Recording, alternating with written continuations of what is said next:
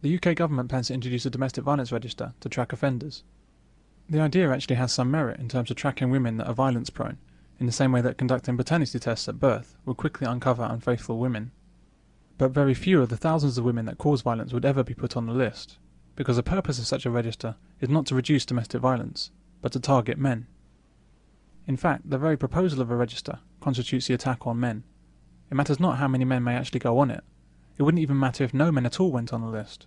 It's the idea itself, the idea that we need a government list to tackle male domestic violence. That is the weapon being used against men. I can think of a few alternative lists that would be much more useful for society.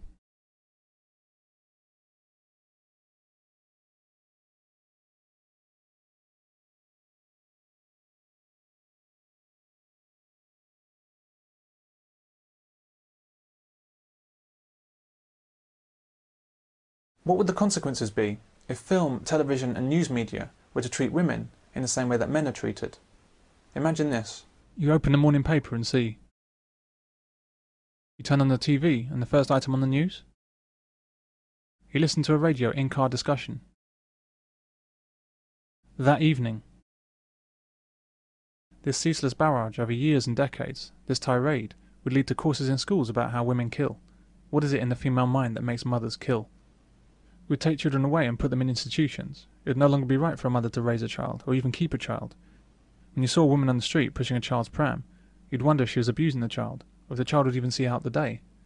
When she went into baby changing areas of shops, you'd think, is the baby going to be safe? Why does she want to be alone with the child? What's she doing in there?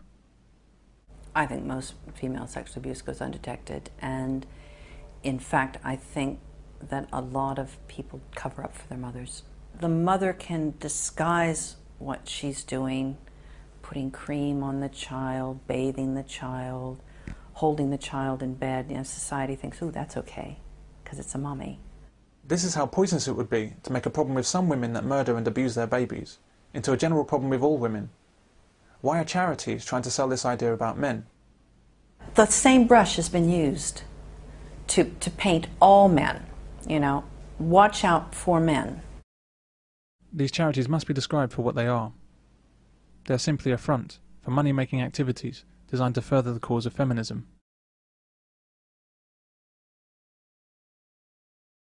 Just like rape and child abuse, domestic violence inflames people.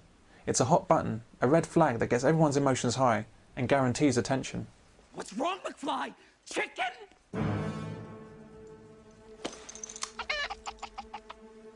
The people that orchestrate domestic violence campaigns are well aware of this and use it to maximum effect to develop political capital and income. They'll spin whatever lies and exaggerations are necessary to get it. Domestic violence is a means to an end, a cash cow. It's used as a wedge to acquire funds and political capital for other projects in the feminist agenda. What major agenda for the feminist group is to make sure that they have the maximum amount of financial income from the victims of domestic violence. So therefore they have a certain number of refuges, something like 424 across the country. But they, in a way, keep what they're doing secret because they are unaccountable.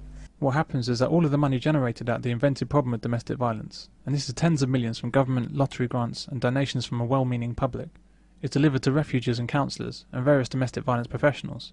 The money then just seems to disappear. It can't be going to victims because there aren't enough women in refuges to account for all the money. So where is it going? When two women in Haringey questioned where such money was going, they lost their jobs.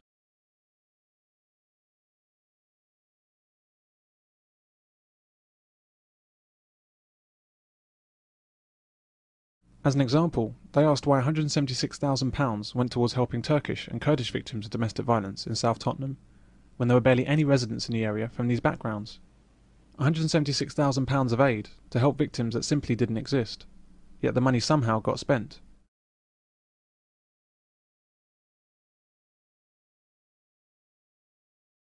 This shows the strength and scale of the domestic violence industry. They lay claim to millions of pounds of funding, yet offer no justification or accountability. If it's questioned, people lose their jobs. This is massive corruption, so large it's become extremely difficult to see.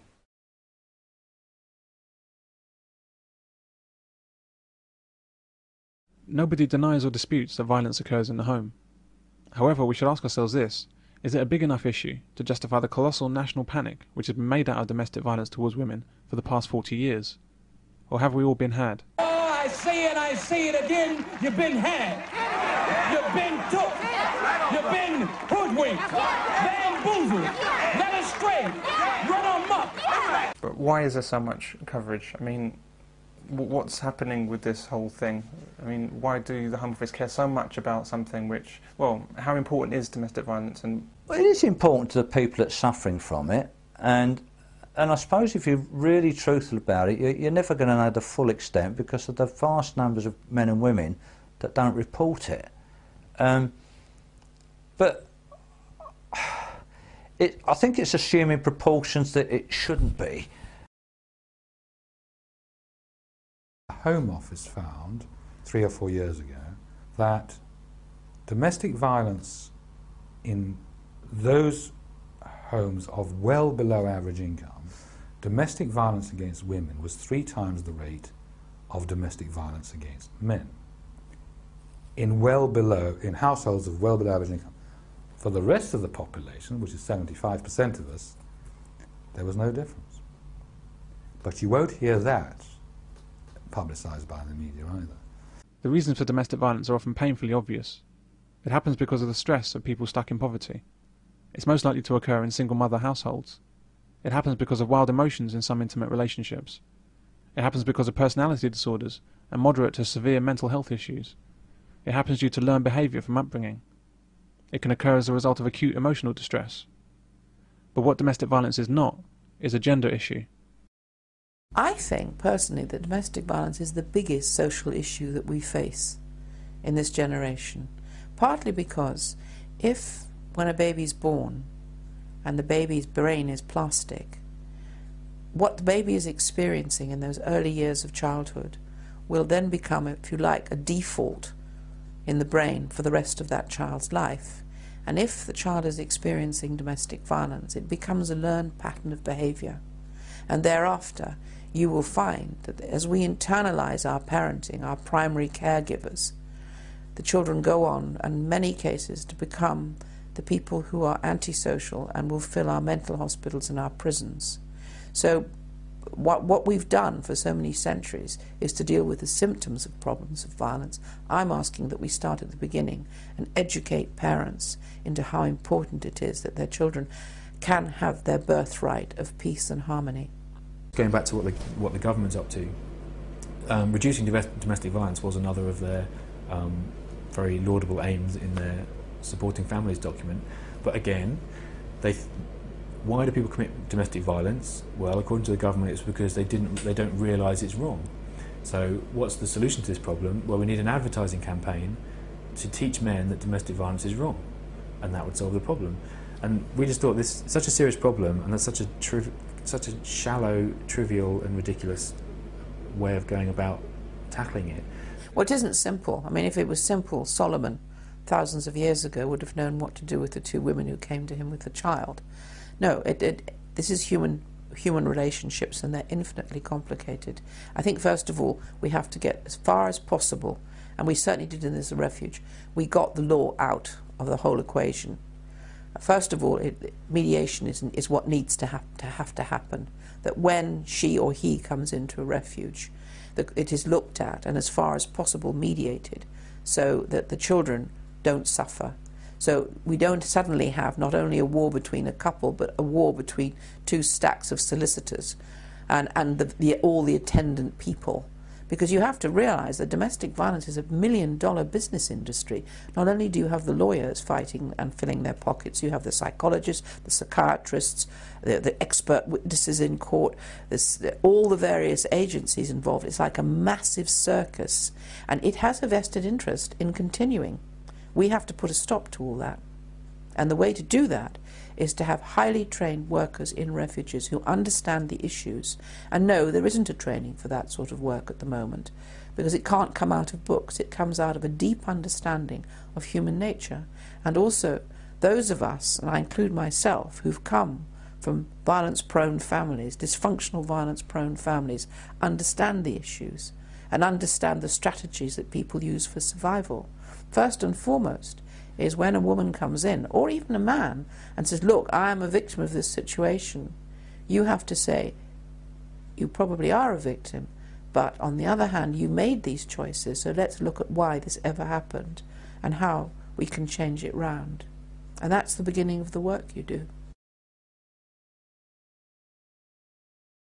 The feminist propaganda and the help that the government provides for women who experience domestic violence has resulted in a decrease in domestic violence toward men, not toward women.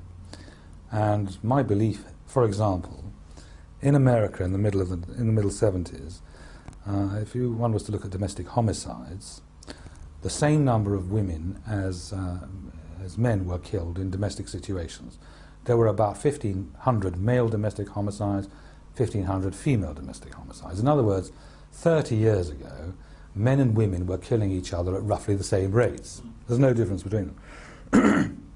If you look at the figures for the past 5 years, there has been a change, and the change is this. Now, this is after billions upon billions of dollars of government funding for women's domestic violence shelters and support shelters. It's after 30 years of wholesale propaganda about domestic violence issues. And the results and the figures are now as this. The number of women who are killed is the same. The number of men who are killed have gone down. In other words, what has happened as a result of all the feminist promoted intervention is that men have been saved, not women. And the reason for that can only be that the women who would have killed their partners in the old days can now pick up the phone instead, whereas men have nowhere to turn, and so they continue killing partners at the same rate. And which really shows what a nonsense the whole enterprise, the whole domestic violence industry is. It doesn't protect women at all. If anything, it protects men. For every 2 women that die, we never look at the other figure. 1 man also dies. I realised it wasn't a gender issue. And I knew that from personal experience, because although both my parents were violent, dysfunctional, my mother was physically a lot more violent to me than my father. So I came to the whole subject with an open mind. And as I took the women in, I looked at the first 100 women that had came in with their children. And of the first 100, 62 could be described as violent as the partners that they left. So it never has been a gender issue. By refusing to see domestic violence as it so obviously is, and choosing instead to see it as some kind of male disease. By backing men into a corner when dealing with violent women.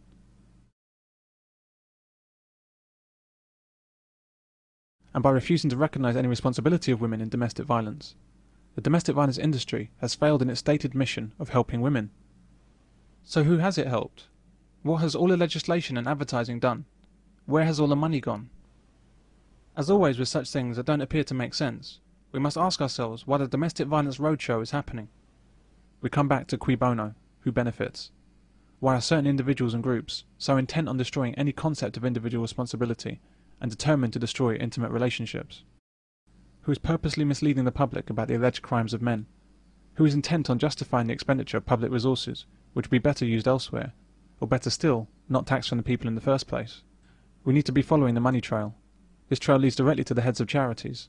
It leads to an expansionist, tax and spend government. It leads to a police force that's determined to increase its funding and its power by bringing the family into the criminal arena.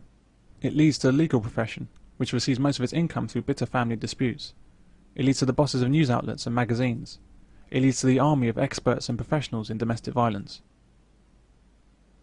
Domestic violence is a feeding frenzy, where many people and agencies make a very good living out of the imagined suffering of women and the imagined evil of men. For domestic violence that actually does exist, as long as we deny that women cause at least as much violence as men do, there'll never be any help for them or any sanction against their behaviour. And the cycle of domestic violence within those families will continue.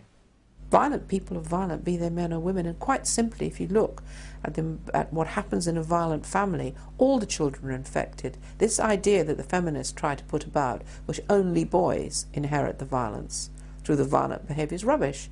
Girls are equally affected.